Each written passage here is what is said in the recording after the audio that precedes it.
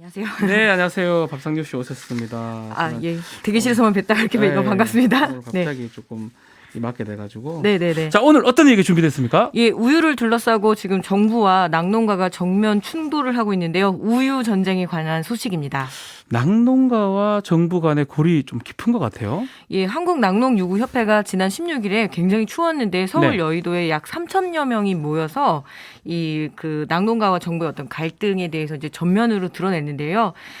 이 낙농제도 개편을 그동안 이제 정부가 시도를 해오면서 이 부분은 이제 유통업체, 그러니까 유업체라고 그러잖아요. 네. 유업체의 입장만 대변을 할 뿐이고 농가들을 말살하려는 정책이다 하면서 2011년 이후에 11년 만에 처음으로 우유 납품 거부, 이걸 납유 거부라고 하거든요. 아하. 예, 이런 투쟁까지 하겠다라면서 이제 대정부 강경 투쟁 선언을 하였습니다. 아하. 일단 이렇게 정부하고 낙농업계가 이게 정면 충돌하는 양상인데 예전에도 뭐 우유값 떨어지니까 막 우유 막 네. 쏟아붓고 막 이랬던 거 기억이 나는데 이번엔 어떤 이유가 있었던 거죠? 예, 그 밀크플레이션이라는 말이 있습니다. 이 아. 우유를 뜻하는 밀크와 그리고 예. 물가 상승이라는 인플레이션을 합친 말인데요. 밀크플레이션. 예, 우유는 아무래도 그 자체로 마시는 것도 많지만 네. 뭐 빙과라든가 제과의 필수 재료거든요. 음흠. 그래서 우유값이 오르면 연쇄적으로 관련 제품의 가격이 오르고 물가 상승이 압박을 받는다 해서 이제 이 밀크플레이션인데요. 작년 8월에 원유값이 리터당 21원씩 올랐습니다. 네. 그런데 우리가 사 먹는 유제품은 그 제품당 200원이 올랐거든요.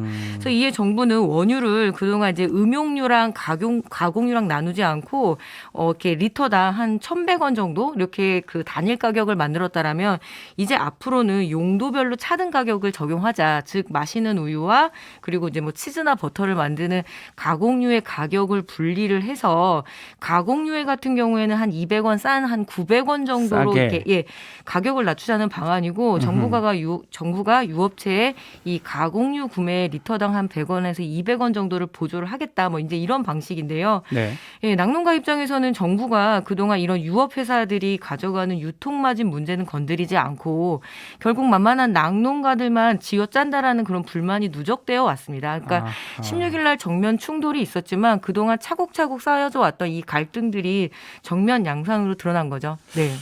자, 이게 뭐 원유 가격 연동제, 쿼터 거래제 이런 얘기들이 있는데 우유가 이 쿼터제 방식 이렇게 운영됐다고 봐야 되나요? 네, 그렇습니다. 이 농업에서 생산량의 조절과 생산비를 법적 보장하는 유일한 제도가 바로 이 우유 쿼터제였는데요. 쿼터제. 예, 이 낙농가는 젖소를 사육을 해서 그리고 유업체에다가 이렇게 우유를 납품하는 구조잖아요. 네. 뭐 변호사님이나 저나 그 떠올리는 우유 회사 별로 몇 개 없거든요. 전 한 서너 개밖에 없는 것 같아요. 예, 그렇죠. 그래서 근데 이 다수의 낙농가가 생산을 하고 소수의 유업체가 가공 판매하는 것이 원유의 기본 공급 구조입니다. 네. 예, 원유는 유통기한은 짧지만 원유를 가공하는 유가공 업체는 적다 보니까 유업체들이 시장을 조정하기가 훨씬 더 유리한 구조인 거는 맞습니다. 그래서 우유를 가져가는 업체가 한정되다 보니까 이 생산자 간 경쟁이 굉장히 심해지고 그렇다 보면은 나 더 송아지 많이 넣어서 더 많이 기를 거야 이렇다 보면 또 우유값 떨어지고 이런 악순환을 조절하기 위해서 네. 2002년에 이제 쿼터제로 도입을 하는 거죠. 쿼터. 그래서 뭐 1년에 얼마 몇만 리터를 생산한다 이제 이런 정도인데 만약에 한 목장이 폐원을 하면 그 쿼터를 다른 목장이 사서 또 그만큼의 생산할 수 있는 기본적인 어떤 그 공급 조절 기능들이 있었는데요. 이 부분에 어떤 쿼터제 삭감이라든가 그리고 이 기본 구조들을 조금 흔들려는 면이 있었습니다. 네. 예. 그리고 이 원유 가격 연동제라고 그게 궁금해요. 연동제는 또 어떤 제도입니까? 예, 이게 굉장히 좀 복잡하지요. 예. 이 계획 생산 체제에서 이렇게 유대, 즉 농가가 가져가는 원유값을 결정하는 방식이었는데 아하. 아무래도 낙농가들과 유업체 간의 협상 테이블이 만들어지면 굉장히 그 지난한 과정을 거치거든요. 네. 그럼 이렇게 하지 말고 물가와 그리고 우유값을 연동해서 하자. 매년 8월에 이제 이 오. 가격을 결정하는 구조였습니다. 그래서 2013년에 도입된 제도인데요. 이번에 그 정부가 내놓은 원유 용도별 차등 가격제가 이 쿼터제 그리고 원유 가격 연동제라는 어떤 기본적인 우유값 구조의 이 부분들을 건드리려 하다 보니까 네. 낙농가에서는 아니 정부와 그리고 생산자 유업체가 그 협상해서 만들어낸 이 제도를 왜 갑자기 건드리려고 하느냐. 안 그래도 지금 사료값도 상승하고 인건비도 상승하고 굉장히 생산비 압박을 받는 거는 사실이거든요. 네. 그러니까 서로 지금 양보를 할 수 없는 상황들이 지금 정면 충돌의 양상인 거죠. 네. 자, 지금 충돌한다고 하는데 해결의 실마리는 어떻게 보입니까? 안 보입니까? 예, 취재 과정에서 알아보니까요. 예. 이 싸움을 치킨 게임에 빗댈 정도로 한치의 서로 양보 없이 정면 충돌을 계속하고 있는데요. 예, 정부도 조금 이렇게 생산자 입장에서 좀 생각을 해봐야 될 것 같고요.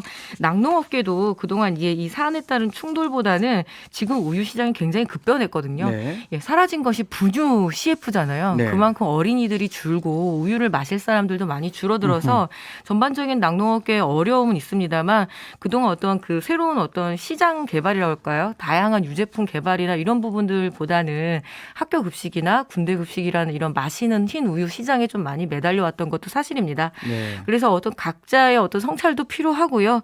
그리고 이 지난한 과정을 거치면서도 이뤄내야 되는 것이 토론이고 토의잖아요. 토론 토의가 중요합니다. 네, 그래서 예. 이 협상 테이블로 좀 나와야 될 것 같고요. 음흠. 예, 물론 이 우유값의 40%가 유통비용입니다. 그래서 이 유통비용이라는 어떤 핵심 문제들을 좀 건드리기도 해야 될 것 같고요. 네, 알겠습니다. 자, 오늘 여기까지 듣도록 하겠습니다. 감사합니다. 네, 고맙습니다. 정은정 농촌사회학자와 밥상뉴스 함께했습니다.